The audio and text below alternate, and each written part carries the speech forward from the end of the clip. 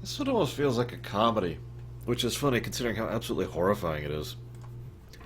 It's like we go 1 minute from literally the teen comedy romance of, oh no, we need to distract someone, let's start making out, to, oh yeah, by the way, we keep the locals as slaves, and we use the droids as target practice for fun. And they have this really messed up, oh my god, this pseudo body horror moment as they're all approaching R2. It's just, wow. What I like at the beginning of the episode is there's this bit where they insist that they acknowledge the legitimacy of the separatists, which is something that the Republic has always been avoiding doing, refusing to acknowledge the separatists as a foreign nation, which it kind of makes sense to me, actually, for a lot of reasons, but I digress. I also like how Lux pulls a gun on Ahsoka after his incredibly ill thought out plan, and then Ahsoka effortlessly and easily disarms him. And then she's like, okay, look, your plans are stupid. And I'm just going to summarize my thoughts on this episode. Lux is a moron. Like, I like the idea of someone who is neither separatist nor republic because both sides are wrong and both sides have their problems and aren't really a good force for the galaxy. But he's a moron. He's a consistent moron, an idealistic moron, and an idiotic moron who, wow, basically almost got Ahsoka killed.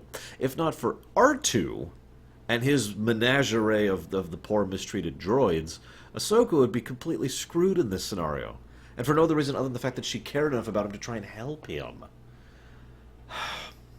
Also, notice that they've got their slaves, and then they've got their slaves, the droid slaves, which they literally destroy for fun, and then they've got the people slaves, which they use as slaves.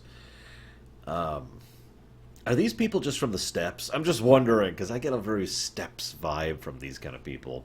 From Death Watch. I mean, I know, Mandalorian's evil, blah, blah, blah, but seriously? The best part is, after being told to leave, he decides, okay, sure, no thing. First I'm going to stab your granddaughter in front of you, and then I'm going to burn your village to the ground.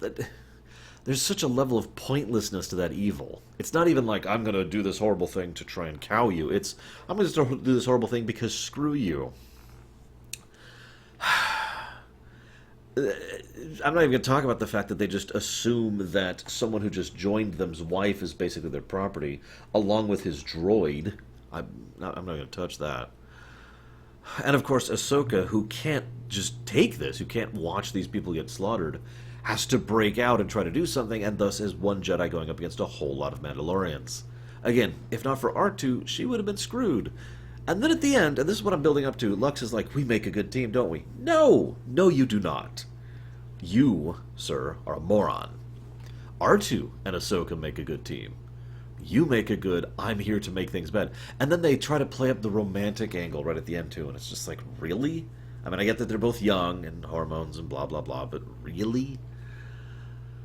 Anyways, that's all I got. Apparently I was wrong. I thought this was the beginning of the new story arc. I know it starts sometime soon, and it's going to be a nice long one about Obi-Wan and bounty hunters and Palpatine. But either ways, we'll get to that when we get there. I'll see you guys next time.